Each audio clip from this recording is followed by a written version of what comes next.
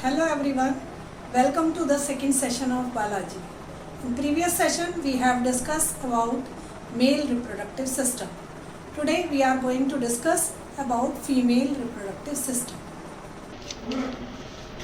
I told you the main reproductive system is divided into primary and secondary sex organs. So the main primary sex organs in the female are a pair of ovaries. Apart from that, accessory or secondary organs are oviduct, uterus, cervix, vagina and external genital area. Now, see the structure of female reproductive system.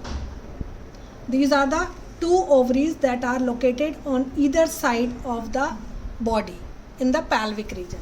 They remain attached into the pelvic region through the abdominal cavity with a tissue that is known as mesovarium. Apart from that, you can see they are attached to this structure also. Ovaries remain attached. They are the ovarian ligament through which they remain attached. Now each of the ovary is opening into the internal structure of each of the ovary is like this. You can see each ovary internally is made up of cuboidal germinal epithelium, that is here. The inner structure is known as stroma or matrix. It is differentiated. Outer portion is known as cortex and middle portion is known as medulla. Apart from in between the cortex and medulla, you can see a thin weak layer is developed. It is a weak layer that is known as tunica albuginea.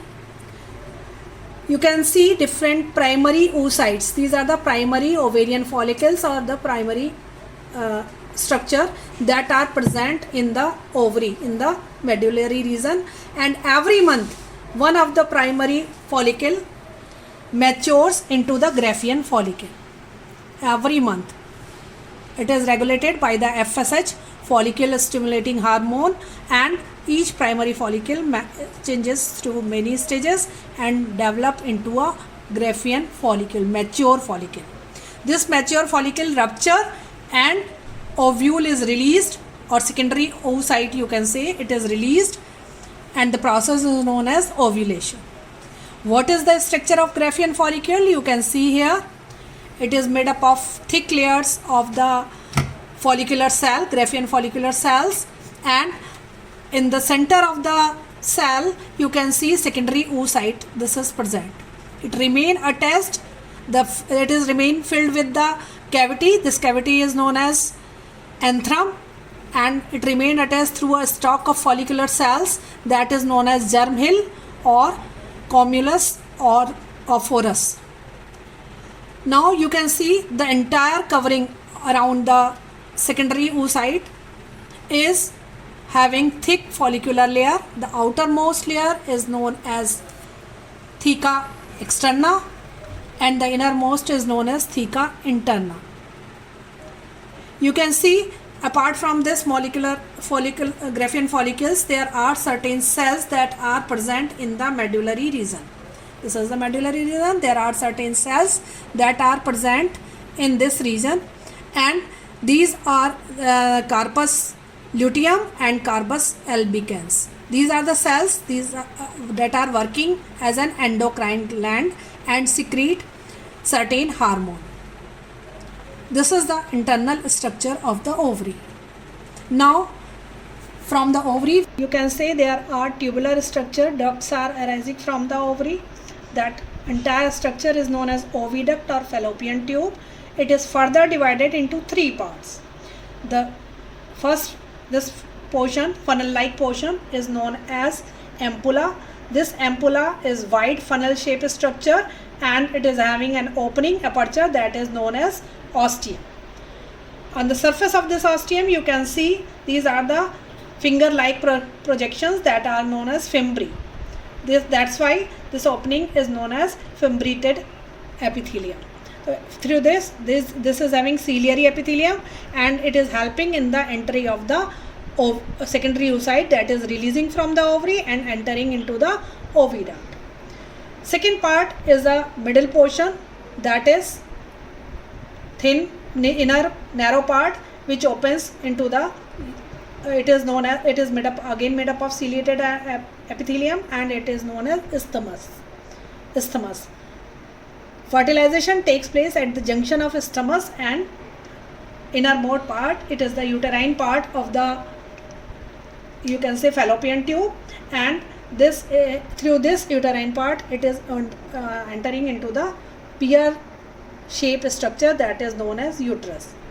Uterus is a pear shaped structure present in the pelvic region near the urinary bladder and the rectum, and it is again having three parts. This dome shaped structure of the ovum, that is the upper part of the uterus, it is known as fundus.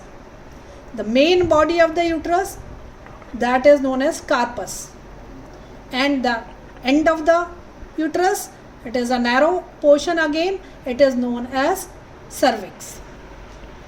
Now you can see the inner lining of the uterus is known as, it is divided into three main layers. Outermost layer is known as perimetrium. Middle layer, thin layer, it is the outer covering, perimetrium. Middle layer is the myometrium, and innermost highly vascular and having many projections, here the implantation will take place, it is known as endometrium. So these are the three different layers of uterus. The end of the uterus, that is again a narrow part, it is known as cervix. This portion of the cervix that is opening into the uterus is known as internal os, and the other end that is opening into vagina is known as external os, and the entire this structure is known as cervical canal. Now the next structure is the long fibromuscular structure that is known as vagina. From the end of the cervix, vagina opens, and it opens into, it is having many folds that are known as vaginal ridge, and it opens into the vaginal orifice. There is a covering, a thin layer that is present in this vaginal orifice. It is known as hymen, and which becomes the centrally perforated at puberty and discharge of the menstruation flow. So this is also known as copulation canal. The end of the, you can say, cervix, vagina, is known as vulva. It is having many openings through which it is coming into the external genital area. Now see, these are the ovaries that are producing gamete, means ovum, and steroid hormones. They are present in the lower abdominal cavity, size and shape 2 to 4 centimeter length like the almond, and connected to the uterus through ovarian ligament. Covered by the germinal epithelium. Below the epithelium there is tunica albuginea, connective tissue layer, and then the ovarian stroma, and it is divided into cortex and medullary region. Now fallopian tube, 10 to 12 centimeter long. It consists of infundibulum, funnel shaped structure, finger like projection, fimbriae, ampulla, widest and longest part of the fallopian tube, isthmus, short and narrow. This end of the oviduct is known as isthmus, and it is opening followed by ampulla, and uterine part passes through the uterine wall. This is the uterine part of the fallopian duct. What is the function of fallopian ducts? Transfer of the ovum from the ovaries.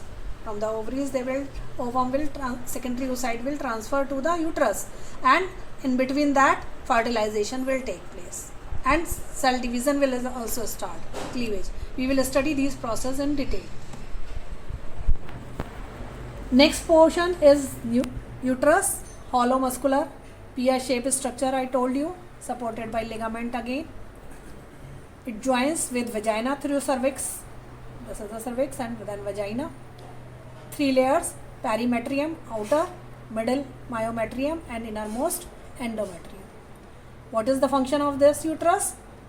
After fertilization, embryo gets attached to the uterine wall, that is known as implantation, and further development, placentation and further development takes place in the uterus only. Next portion is vagina. This is the vaginal tube. Extend from cervix to the opening that is known as vaginal orifice. It is partially covered with a thin membrane. I told you that is the hymen. Now coming to the mammary glands. These are the paired structure that are present in the chest region of the female, and they contain glandular tissues, especially fat or adipose tissue, because they are going to secrete milk at the time of gestation period or after the parturition.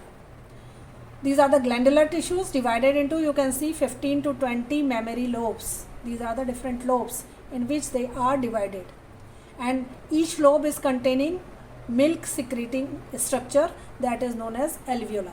These structures are known as alveoli.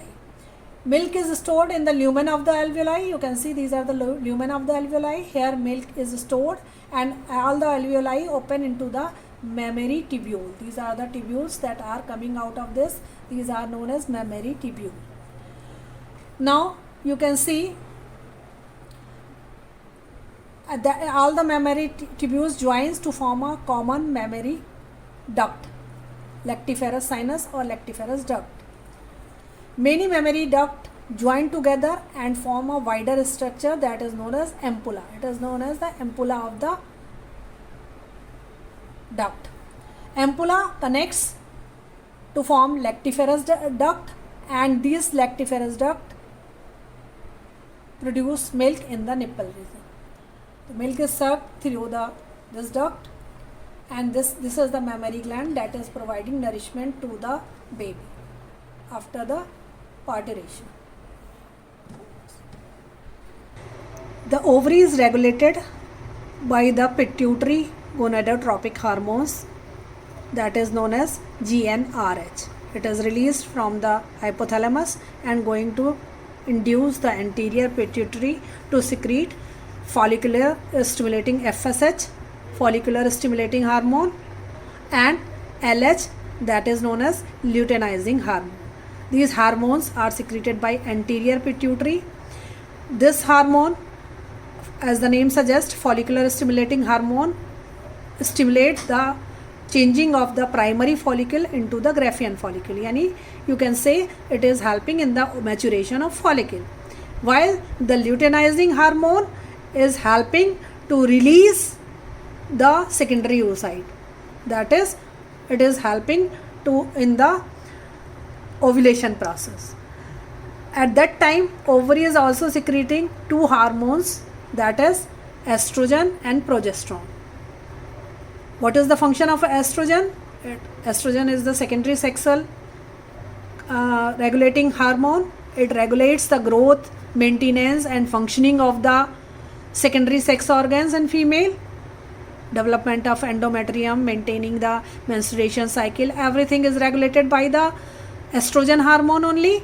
And the progesterone, it is the hormone that is helping to maintain pregnancy.